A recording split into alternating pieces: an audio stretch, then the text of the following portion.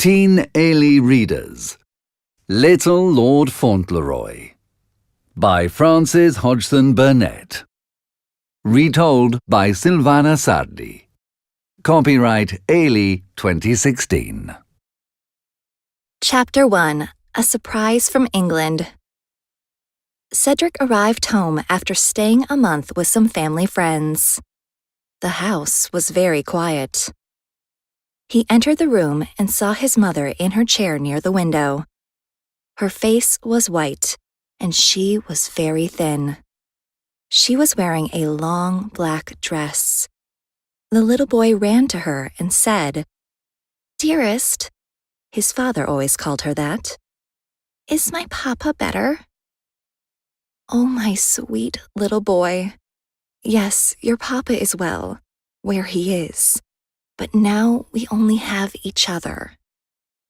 She pulled the little boy into her arms and cried and cried. Even if Cedric was only little, he understood his papa was dead. His big, young, good-looking English papa with his bright blue eyes. He kissed his mama again and again and decided not to speak about his father anymore because he didn't want her to cry. Cedric and his mama didn't have any other family in New York. They lived in a cheap little house in a quiet street. His mama, Mrs. Errol, had no family, and she never spoke about his papa's family in England. Cedric knew only that his papa's father was a very rich man in England who lived in a very big house. Everybody in the area loved Cedric because he was such a happy, kind little boy, and so beautiful, with his big brown eyes and soft blonde curly hair. Even if he was very young, he knew his mama was sad. Every day he brought her his toys, climbed up, kissed her, and put his little curly head on her neck. He wasn't old enough to know of anything else to do, so he did what he could, and his little kind ways soon helped his mama to smile again. As he grew older, they walked, talked, and played together, and Cedric was so much fun that his mama didn't need any other friends. Cedric was clever too, and learned to read quickly. He spent his evenings talking to his mama about everything he saw, read, and did. Cedric's best friend was Mr. Hobbs. Every day he talked to Mr. Hobbs in his store for hours. They talked about everything. For example, the 4th of July. Mr. Hobbs didn't like the British and got very excited when he spoke about how the Americans won against them and became free. They also spoke about England and the Queen, and Mr. Hobbs said some very bad things about the nobility, above all, earls. One day, Cedric was talking to Mr. Hobbs in his store when Cedric's cook, Mary, came for him. "Come home, Cedric," she said. "Your mama wants you." Cedric could see that Mary's face was red. "What's the matter, Mary?" he said. "Is it the hot weather?" "No," said Mary, "but strange things are happening to us." Cedric didn't understand, but quickly went home with Mary. When they got home, his mama was talking to somebody in their living room. After changing into his best clothes, Cedric went to his mama. A tall, thin old man was sitting in an armchair in the living room. Cedric's mama was standing near the man. Her face was very white.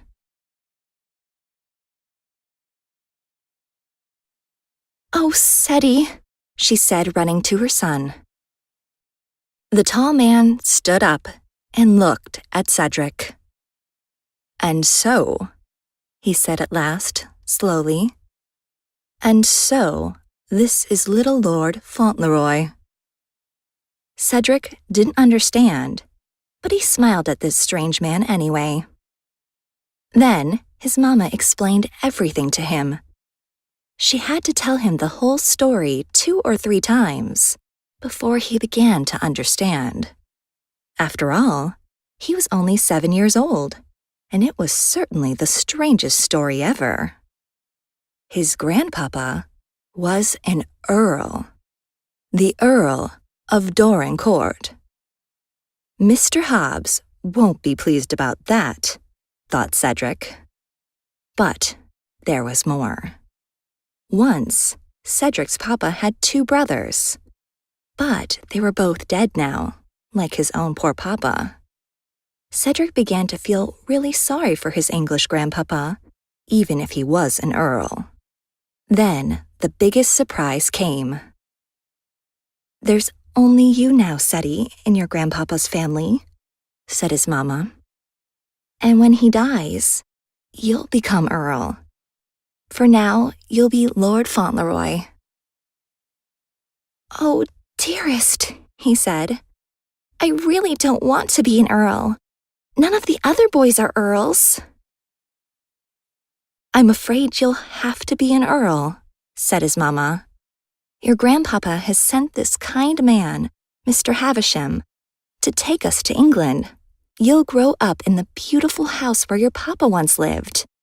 I know he always wanted you to do that. When you're a man, you'll understand better." "I'll be very sorry to leave Mr. Hobbs and all my other friends," said the little boy. "I'm afraid they'll miss me, and I'll miss them all." Mrs. Errol pulled her little son into her arms and kissed his soft, curly head. She didn't tell him that his grandpapa only wanted Cedric in his castle, and that she was going to live in another house near them. His grandpapa didn't like her, or anything American. Mr. Havisham was the Earl of Dorincourt's lawyer. He came to see Cedric again the next day. "You'll be a very rich man one day, Cedric, with castles and parks," said Mr. Havisham. But Cedric was worried about his friend Mr. Hobbs, and he went to his store to tell him everything. Mr. Hobbs couldn't believe his ears. "Don't worry, Mr. Hobbs. If I have to be an earl, I can try to be a good one," said Cedric. "But I'll miss you very much." "Me too," said Mr. Hobbs. He couldn't say anything else. He felt he was going to cry, and he never cried. Mr. Havisham came to visit Cedric and Mrs. Errol many times. He liked the little boy, and knew that he wasn't happy about leaving his home in New York. One morning while they were talking, Cedric told him about a poor family with problems. "You see," said Cedric, "there's Mary's sister, Bridget. Her husband is ill and they have 12 children." "Well, you can give them some money if you want," said Mr. Havisham. "Here's $25. "Can I really give Bridget all this money, Mama?" "Of course, Ceddy, it's your money now." "Oh, Mama, maybe it won't be so bad to be an earl after all," said Cedric as he ran to look for Bridget.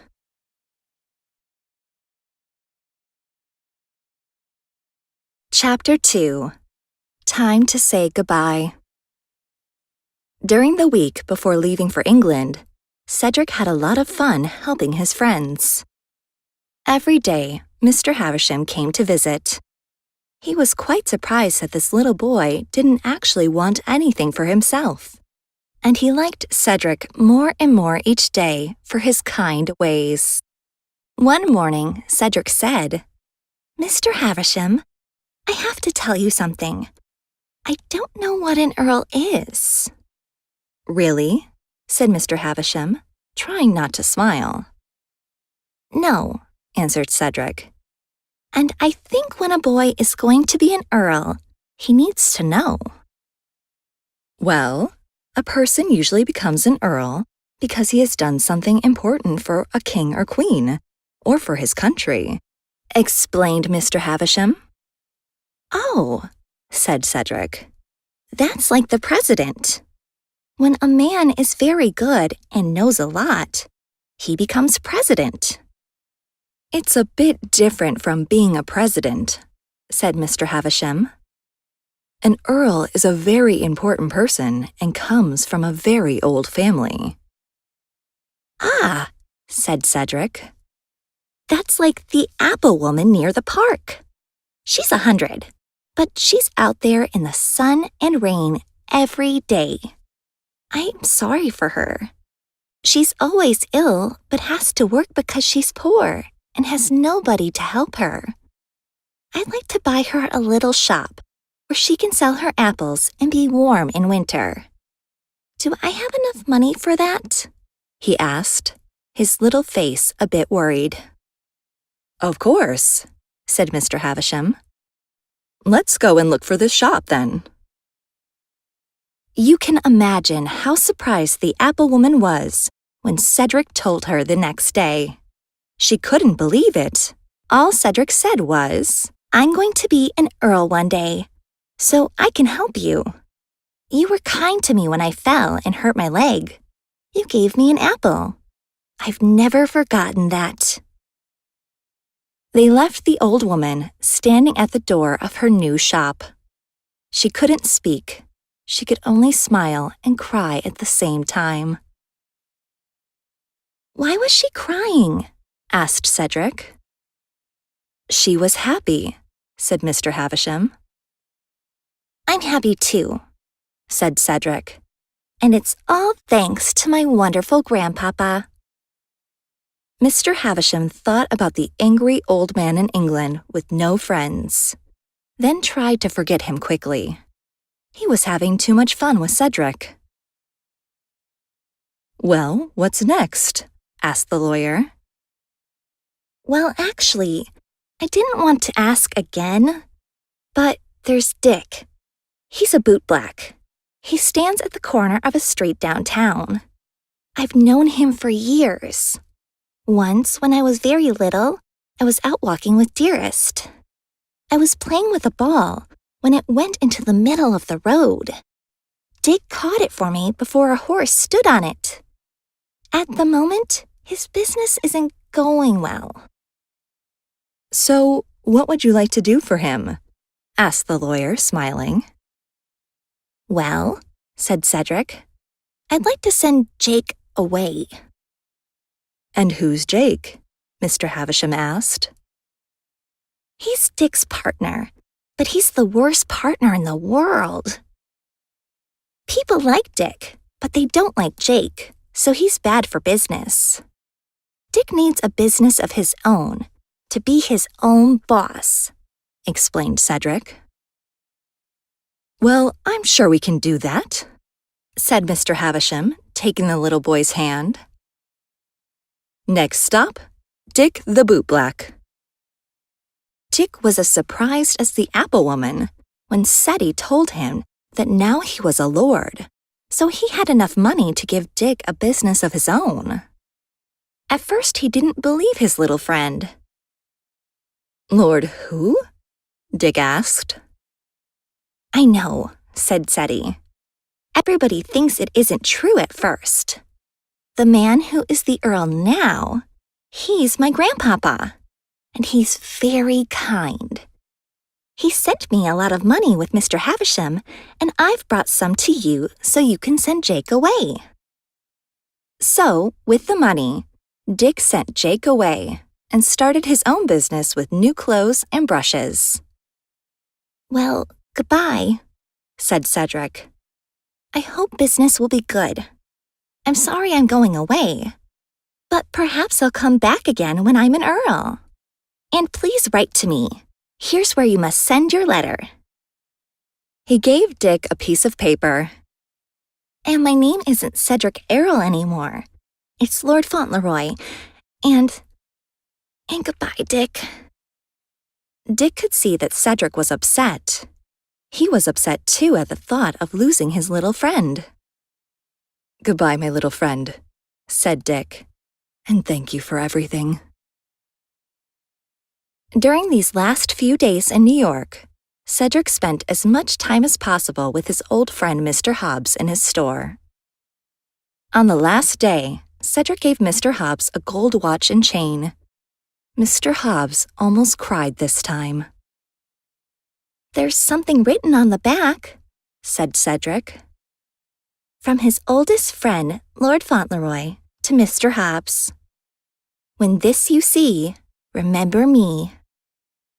Please don't forget me, Mr. Hobbs." "I'll never forget you, Cedric," said Mr. Hobbs. "And don't forget me when you're with the British nobility." "I won't. I've spent my happiest hours with you," said Cedric. "I hope you'll come to see me sometime. Perhaps my grandpapa will invite you. I know he's an earl, but will you come if he asks you?" "Of course I will," said Mr. Hobbs. At last everything was ready, and the ship was waiting to leave for England. Cedric stood with his mamma in their little house and looked around. He felt sad. "I liked this little house, dearest. Did you too?" asked Cedric. Yes, answered his mamma. "Yes, Ceddy, and we'll always love and remember it." She took the little boy's hand, and together they walked out the door. When they arrived at the ship, Ceddy began to feel excited again. It was so big. The biggest ship ever. They got on the ship, and Ceddy stood looking at the crowd below them, there to say goodbye to their friends. Then he saw Dick. The bootleg came on the ship and gave Cedric a red handkerchief. "This is for you, for the voyage," said Dick. "Thank you. Goodbye, Dick," said Cedric. During the voyage, Mrs. Errol told Cedric that they weren't going to live together. "But, dearest, we've always been together," said Cedric. "Don't worry.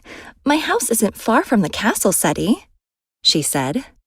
"You can come and see me every day, and we'll be so happy together. It's a beautiful place.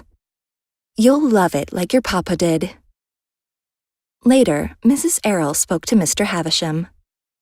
"Don't tell Cedric that his grandfather doesn't like me. I'm sure Cedric will learn to love him better if he doesn't know that the Earl hates me." "Yes, I agree with you, Mrs. Errol," said the lawyer. 12 days later, Cedric, his mother, and Mr. Havisham arrived at the gates of Doran Castle. Mary was already waiting at the house where Mrs. Errol was going to stay. It was in the grounds of the castle and was very pretty. That night, Cedric stayed with his mamma, the first night of his new life in England as Lord Fauntleroy.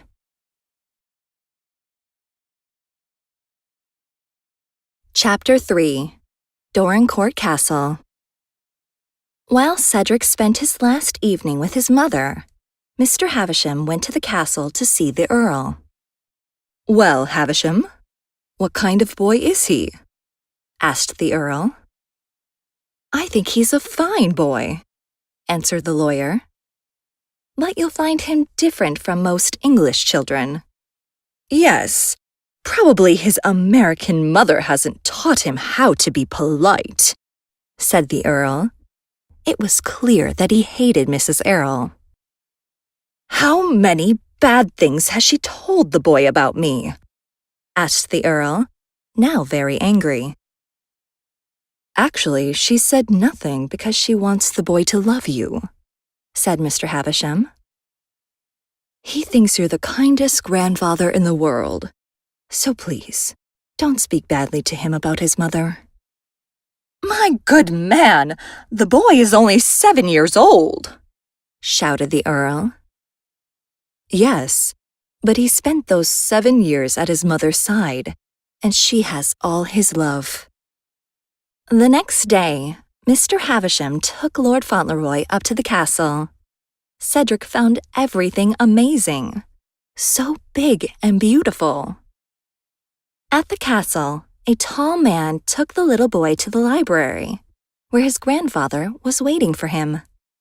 Cedric entered the room. It was big and dark, But he wasn't afraid. He saw a man sitting in an armchair beside the fire. There was a big dog, too. It stood up and came towards Cedric. "Dougal, come here," said the man to the dog. "It's all right.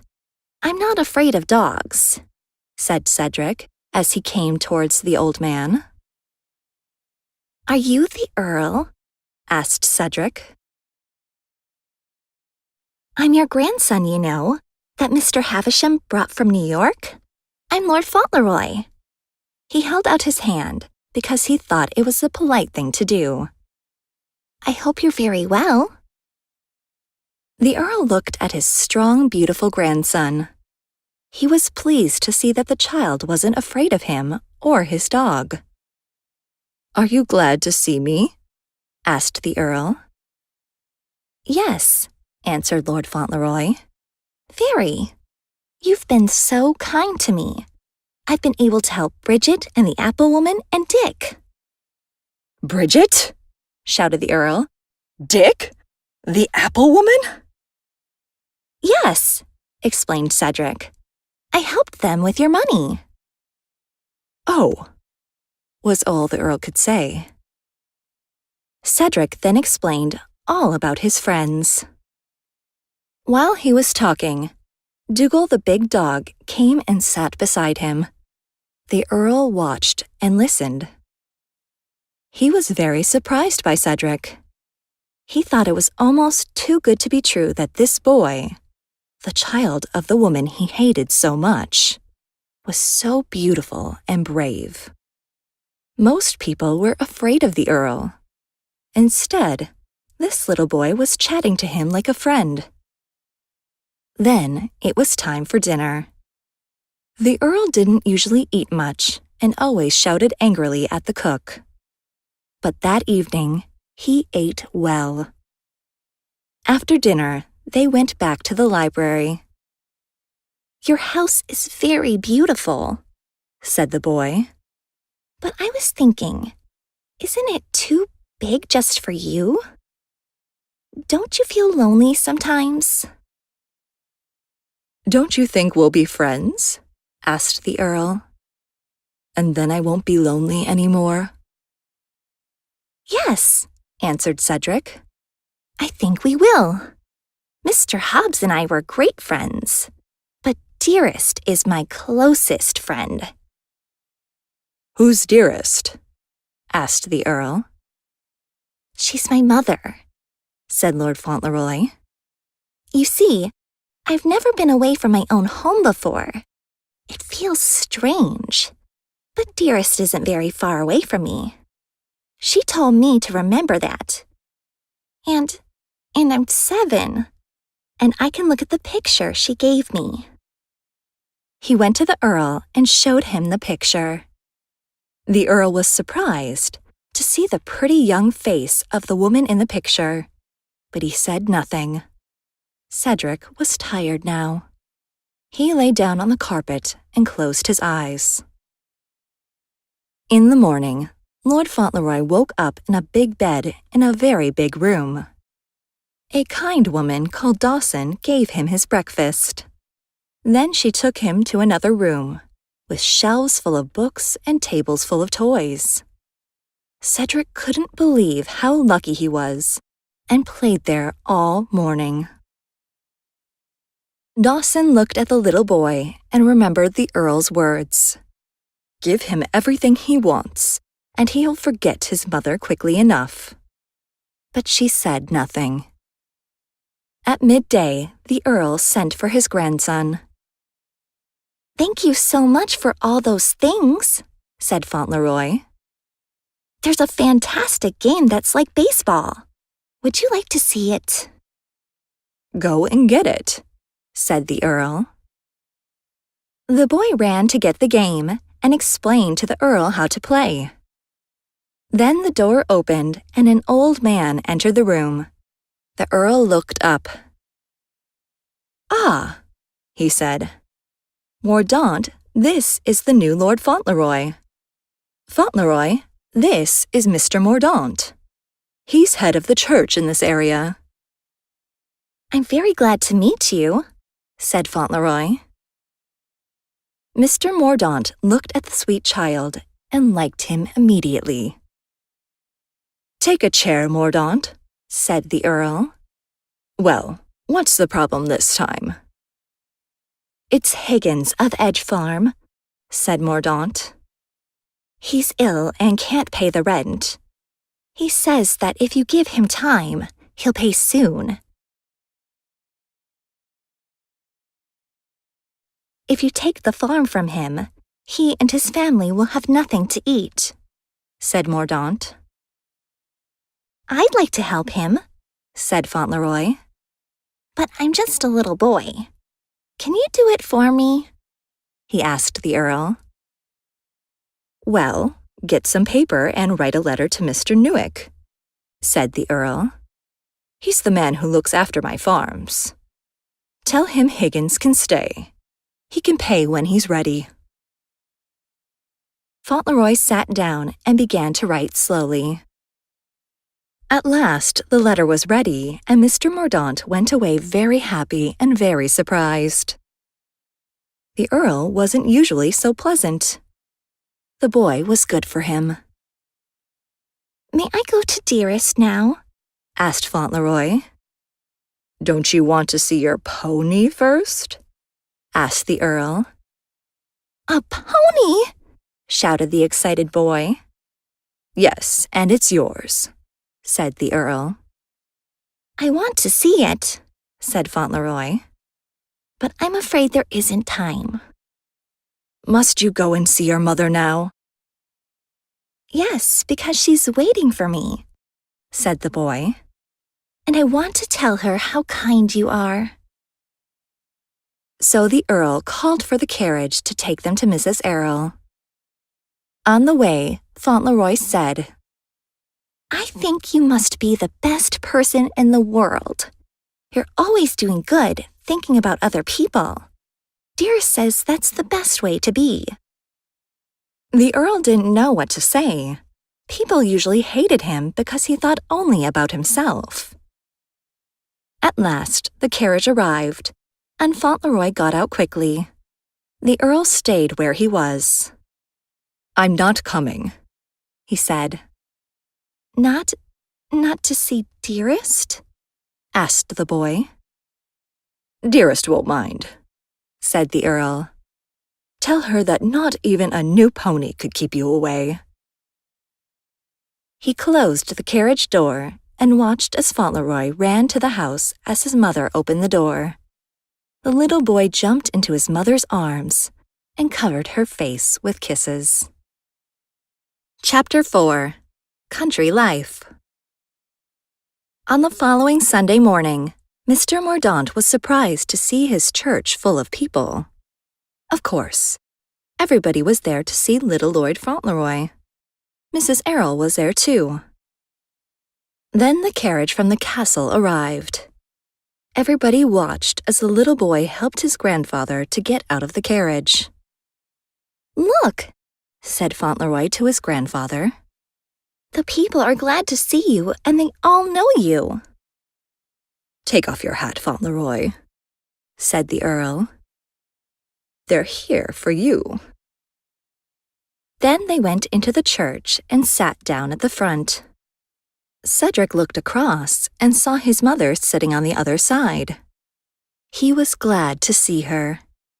His mother watched him and thought, "Oh, Ceddie, be good and brave, kind and true always, and then you'll never hurt anybody, and you'll help many, and the big world will be a little better because my child was born."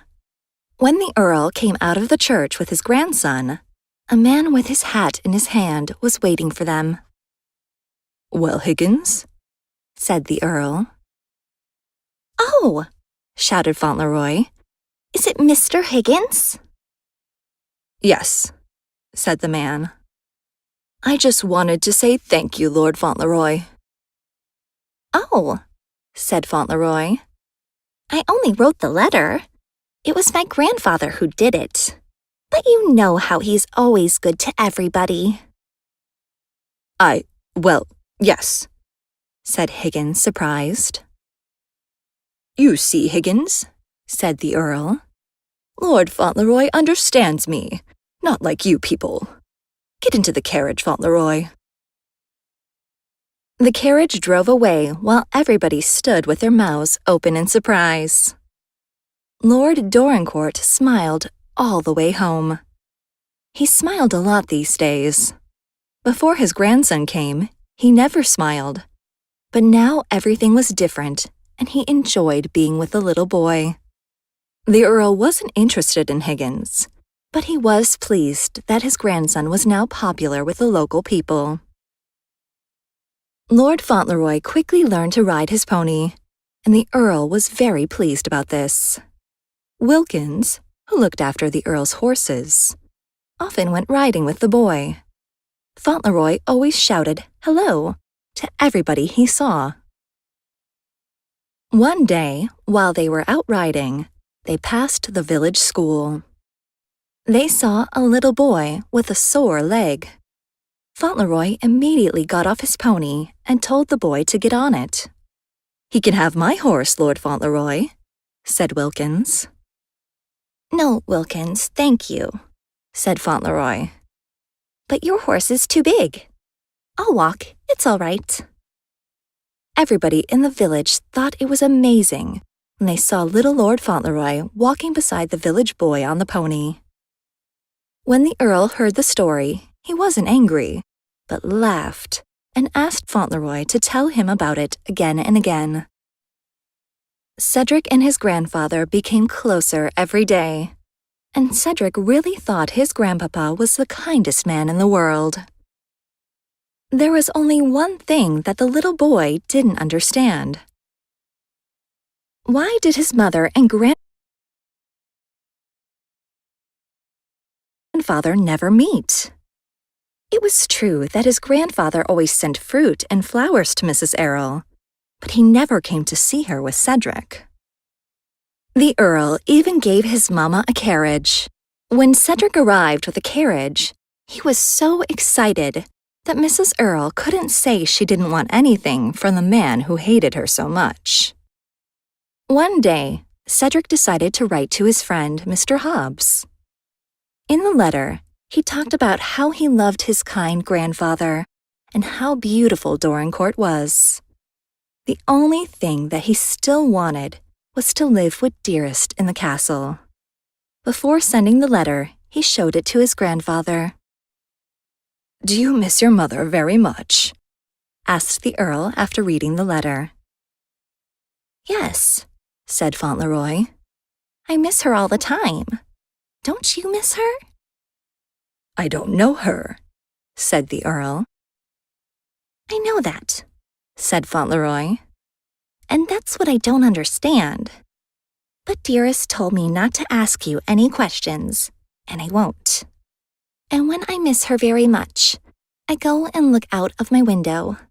There's an open place in the trees, and I can see the light in her house." The Earl said nothing, but just looked at the little boy for a long time. One fine morning, Fauntleroy was ready to go riding with Wilkins when he saw his grandfather. "Can't you come with me?" Fauntleroy asked his grandfather. "I hate leaving you all alone." "Good idea, Fauntleroy," said the Earl. So, Wilkins got the Earl's big gray horse ready for him, and the local people soon saw them out riding together every day. While they were riding, Fauntleroy told the Earl about his life in America, but most of all about Dearest's new life now. "Everybody always says hello to Dearest, and some of the children go to her house, and she teaches them to do lots of things," Fauntleroy told the Earl. "She says she feels so rich now, and that she wants to help the poor."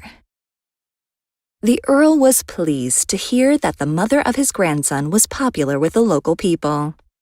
But he was also sad that the boy still loved his mother more than him. One morning, while the Earl was out riding with his grandson, he stopped on a hill and said, "Look, Fauntleroy, someday all these houses and countryside will belong to you." To me? said Fauntleroy, surprised. Yes, when I'm dead, said his grandfather. Then I don't want them, said Fauntleroy. I want you to live always. That's kind, answered the Earl.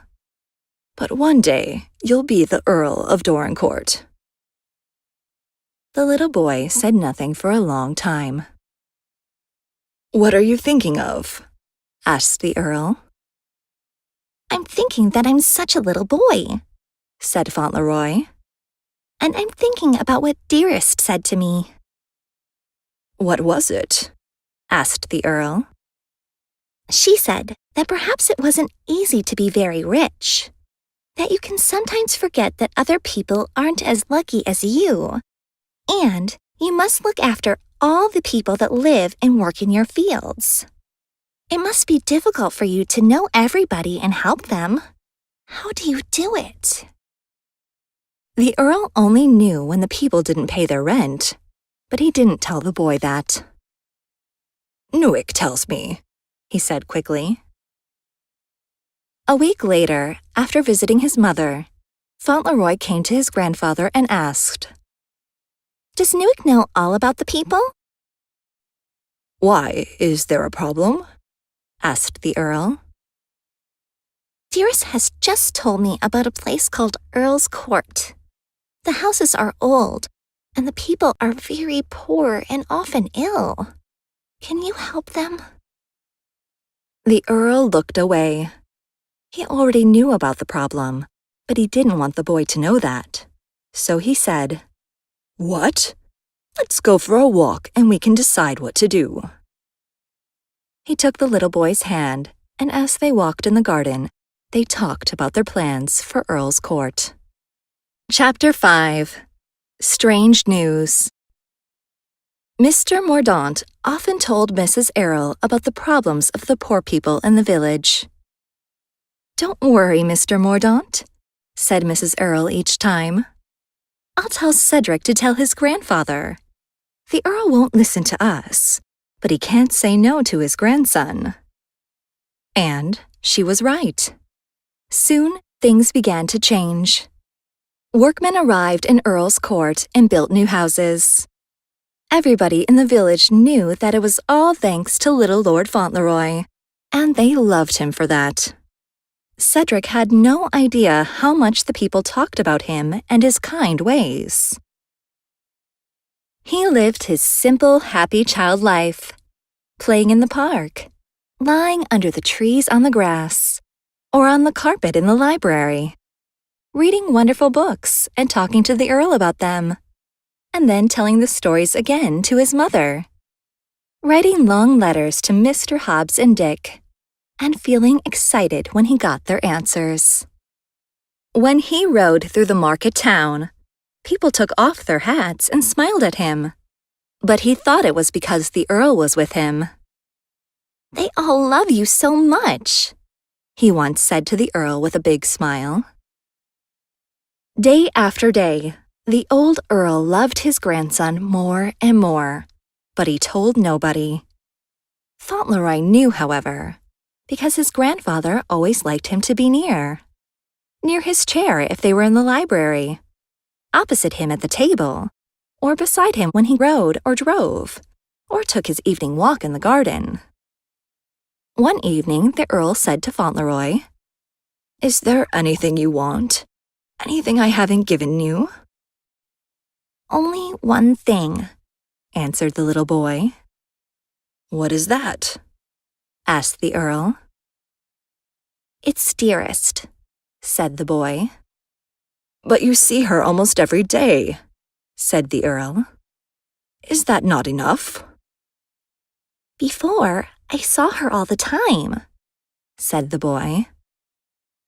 She always kissed me when I went to sleep at night, and in the morning she was always there, and we could tell each other things without waiting. Do you never forget about your mother? asked the Earl. No, answered Fauntleroy. Never. And she never forgets about me. It's like with you and me. I'd like to be with both of you." The Earl looked at the little boy. He didn't know what to say, and he felt a little sad. A week later, the Earl decided to have a party so that the nobility could meet his grandson. The Earl's sister, Lady Lorridale, came too. When she met Fauntleroy, she said, "I'm your Aunt Constantine, and I loved your poor papa, and you're very like him." "I'm glad when people say I'm like him," said Fauntleroy. "because I think everybody liked him, just like Dearest." Later, Lady Lorridale spoke to the Earl alone. "He's a beautiful little boy, and I've heard so much about his kind ways. Everybody loves him." "Yes," answered the Earl. "He's a fine boy, and we're great friends. He thinks I'm wonderful, and I must say I'm very fond of him." "What does his mother think of you?" she asked. "I've not asked her," said the Earl angrily. "Well," said Lady Lorridale, "I'm going to visit Mrs. Errol. I think it's terrible that the boy doesn't live with his mother. All the people in the village love her." "They love the boy," said the Earl. "As for Mrs. Errol, you'll see she's a pretty little woman, and you can go and see her if you like. But I'm not coming with you." "You're making a big mistake, my dear brother. The boy should be with his mother," she said, walking out of the room. Everybody at the party loved Lord Fauntleroy. They smiled when, several times, the little boy went and stood near his grandfather's chair. It was clear to everybody that they were very fond of each other. Mr. Havisham arrived very late for the party. He looked very worried. After the party, he spoke to the Earl. "I have some terrible news," he said. "Is it about the boy, Havisham? I saw you looking at him all night," said the Earl. "Lord Dorincourt," said Mr. Havisham. "My news is about Lord Fauntleroy, and if it's true, the boy isn't Lord Fauntleroy, but only Cedric Earl. The real Lord Fauntleroy is the son of your eldest son, Bevis, and is at the moment in a hotel with his mother." "What do you mean?" shouted the Earl angrily. "A woman came to see me this morning," said the lawyer. "She said she got married to your son Bevis 6 years ago in London. After a year, he left her. She has a son who is 5 years old. She's an American, but not polite and sweet like Mrs. Errol. She says her son is the next Earl of Dorincourt, and of course she's right, if the boy is Bevis's son, because Bevis was older than Cedric's father. She's only interested in money, a very unpleasant woman." "Bevis never did anything right," said the Earl. "He was always a problem, and now he's still a problem, even if he's dead," he shouted angrily. "But I'll not believe it yet. We must find a way to stop this woman, Havisham." It wasn't going to be easy, but Mr. Havisham said nothing. The Earl was already too upset to talk any more that night. Back in New York, Mr. Hobbs missed his little friend Cedric very much. He often looked at his gold watch and remembered all the happy hours spent with the boy. He and Dick were now good friends, and Dick often came to Mr. Hobbs' store after work for a chat. When Cedric's letters arrived, they had great fun reading them. One evening, Dick told Mr. Hobbs about his family. His mother and father were both dead, but he had an elder brother, Ben. "Ben looked after me when I was young," said Dick. He got a good job in a store. Then he got married. His wife was very beautiful, with big dark eyes and long black hair. But she was mad. She was always angry and threw things at Ben. They had a child. One day, she threw a plate at the baby, and you can still see to this day where it hit him on the nose. Then one day, Ben came home and she was gone with the baby. He hasn't seen them since. "Oh dear," said Mr. Hobbs. "But look, here's a letter from Cedric. Let's read it together." They were more than surprised when they read the latest news. Cedric told them about Bevis's wife, and how her son was Lord Fauntleroy and not him. "So that's it then," said Dick. "Our little friend is Cedric Errol, and not Lord Fauntleroy after all." "I don't believe it," said Mr. Hobbs. "I'm sure there's something not right here. It's all very strange. Cedric needs our help, Dick."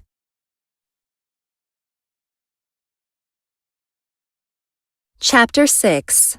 The Real Lord Fauntleroy. A few days after the dinner at the castle, the story of Lord Fauntleroy was in all the English newspapers. All the local people were sorry at the thought of losing little Lord Fauntleroy.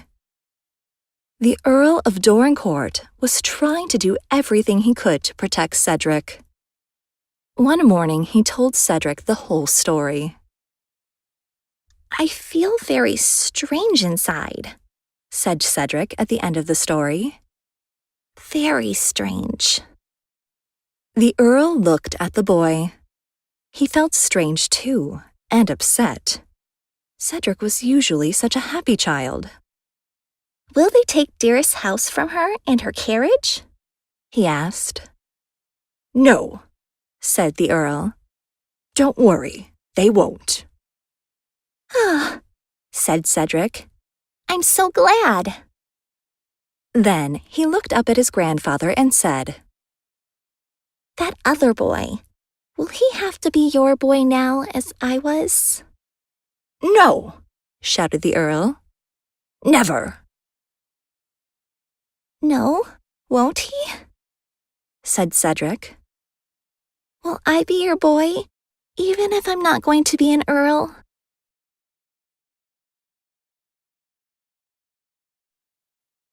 My boy, said the Earl.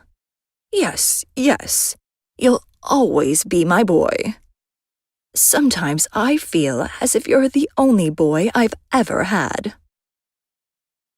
Cedric was so pleased, his face became red. He looked straight into the Earl's eyes and said, Well, then, I don't mind about the Earl part at all. You see, I felt strange before because I thought this new boy was going to be your boy. The Earl pulled the boy into his arms and said, Your place is here at Dorincourt with me.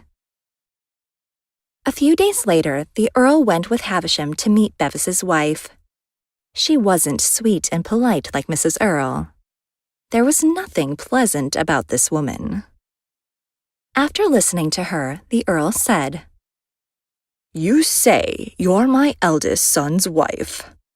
If that is true, and I repeat, if it's true, then your boy is Lord Fauntleroy, and I'll give you all the money you need.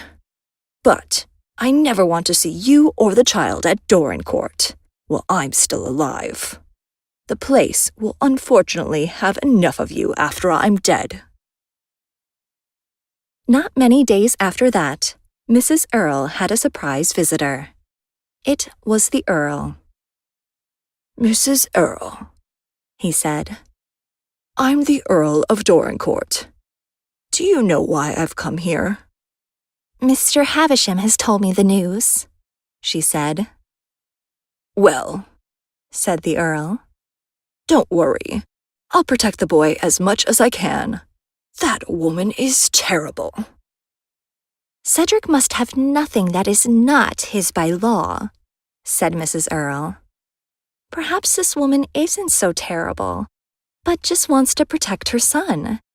And if she's your eldest son's wife, her son is Lord Fauntleroy, and mine is not." "I suppose," said the Earl, "that you don't care if Cedric is Earl of Dorincourt or not."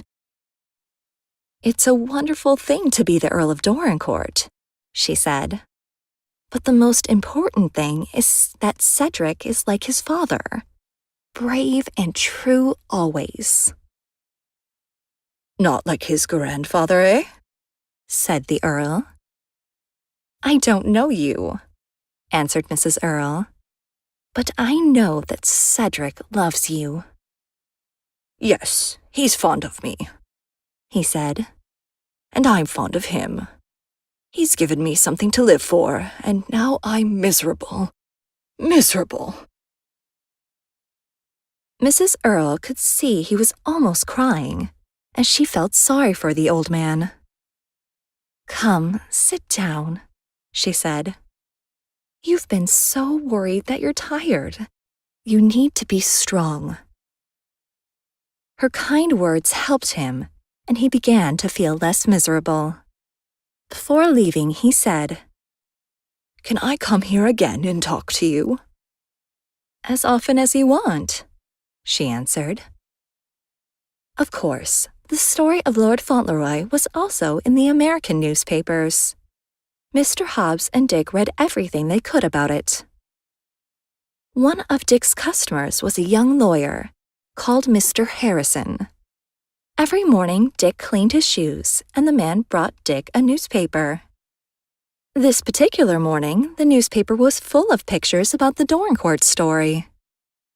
Dick looked at the first page and shouted, "Hey! I know that woman!" "What are you talking about, Dick?" said Mr. Harrison. "That's the woman who says her son is the real Earl of Dorincourt." "Never mind," said Dick. "I'll explain later."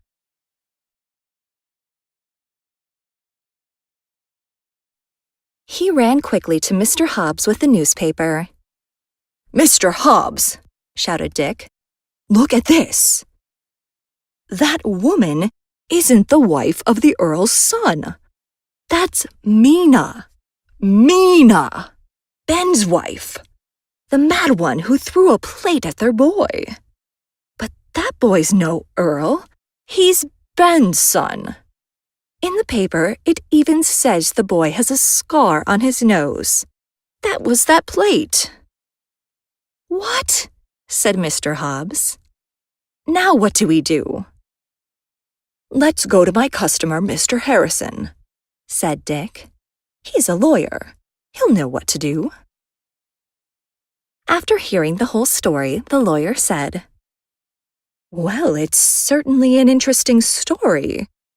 First, I'll write to Dick's brother and the Earl of Dorincourt. Then we'll see."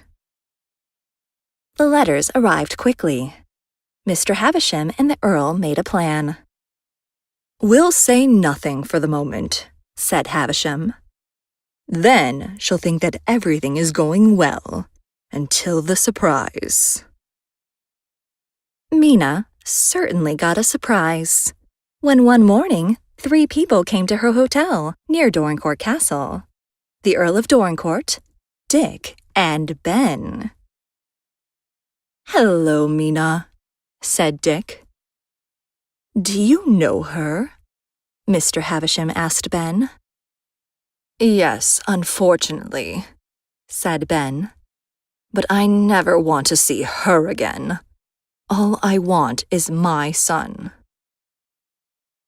That same night, the woman left for London, and nobody ever saw her again. And Ben and his son were together again at last. The Earl went immediately to Mrs. Errol and Cedric to tell them the good news. "Fauntleroy," said the Earl, "ask your mother to come and stay with us at the castle." To live with us? shouted the happy little boy as he ran into his mamma's arms. Are you quite sure? asked Mrs. Errol. "Quite sure," said the Earl. We've always wanted you, but I've only just understood it now." The Earl organized a big party for Lord Fauntleroy's 8th birthday. All the local people were there, and even Dick and Mr. Hobbs. Everybody was glad that their little Lord Fauntleroy was still with them, and that he now had his mother near him. They even liked the old Earl better too. As lunch was finishing, the Earl said, "Fauntleroy, you must thank all these people." Fauntleroy was standing between him and his mother. He looked at both of them and then said, Thank you so much.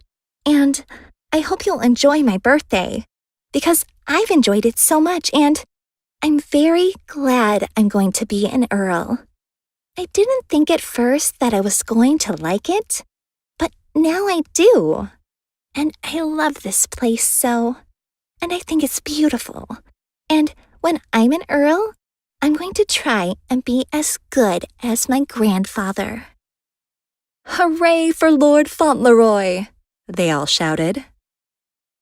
Little Lord Fauntleroy felt he was the luckiest boy in the world. He looked at the Earl, then at his mother, and felt safe in their love and the love of all the people around him.